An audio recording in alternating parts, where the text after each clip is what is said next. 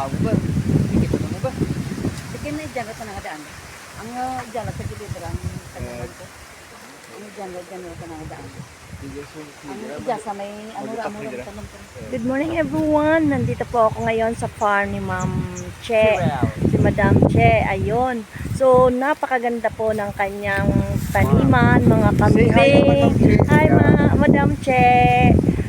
First time ko pong pumasok dito pero last 2 years nandito po pero hindi po ako nakapasyal sa loob talaga. Napakaganda, established na po talaga yung farm niya, pati yung mga kambing niya, yung mga kainan ng kambing, sulit na sulit. Nako, ang dami ng mga hindi na niya kailangan lumabas pa ng farm para kumuha ng pagkain ng mga kambing niya. Kundi nandito na mismo sa lugar ng farm niya. Yung iba, katulad ni Sir Agri, pupunta pa siya sa sagingan niya para kumuha ng pangkain ng mga kambing. So dito po napakaganda. So ayan. Sige. Kasi po si Sir Agri nasa taas po, kumukuha ng buko. Ayun.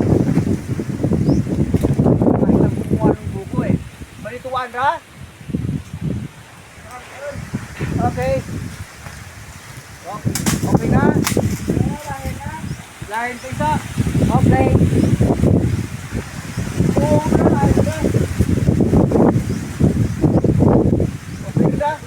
Mataas po ito, mataas.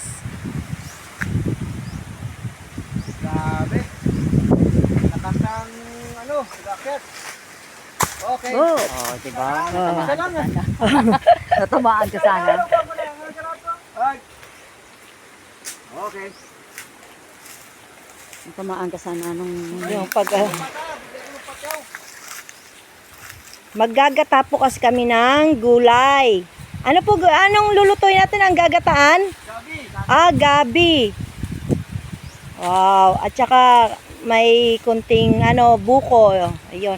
Actually po, kay Ma'am Che lang po dito yung kasi yung kay Sir Agri Mix TV na tinamaan po kasi ng El Nino noon. So, pero naka-recover na po. Yun nga lang, wala pang mga bunga yung dating dwarfs niya na daming mga bunga noon. Ngayon po kasi natamaan ng El Nino. So, pero po naka-survive po. So, ayan na po, bumababa na po si Sir Agri and Adventures. Ayan. Thank you so much Sir Agri sa pag-akyat ng puno. At kay syempre sa nagmamay-ari ng puno, Madam Che. Thank you so much Madam Che. Welcome. Sa inyong buko. Ayan, may buko na kami at meron pa po kaming gagataang gulay. Thank you so much Sir Agri din sa pag-akyat. Bye-bye everyone! Shout out po sa lahat ng mga ka-agri at saka kapwa ko po mga OFW. Ayun, thank you so much po. Bye-bye everyone. Thank you so much. Thank you for watching. Bye-bye.